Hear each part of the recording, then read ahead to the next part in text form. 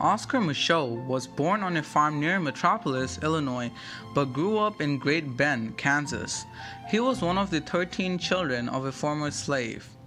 As a boy, he shined shoes and worked as a porter on the railway.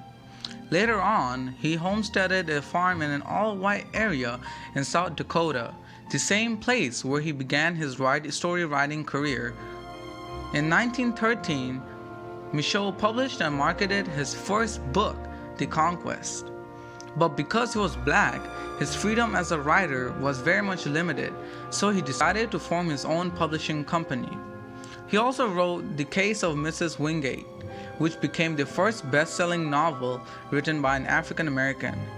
Intrigued by the rise of motion picture in the early 20th century, he created his own film studio, Micheaux Film Corporation, which became the only black-owned independent film company to continually operate through the 1920s and 1930s.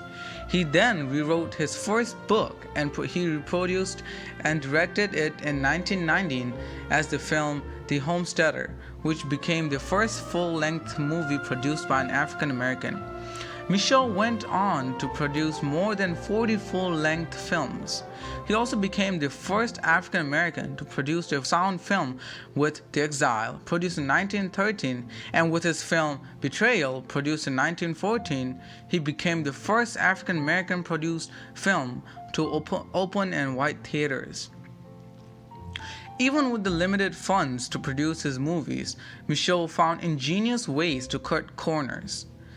Oscar Micheaux sadly passed away in 1951 while on a promotional tour in North Carolina.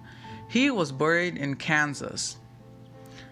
He was inducted into the Black Filmmakers Hall of Fame, which honors him every February by presenting the Oscar Micheaux Award. The Directors Guild of America named him the posthumous recipient of the Golden Jubilee Special Directorial Award in 1986. Also that year, he was honored with his star on the Hollywood Walk of Fame.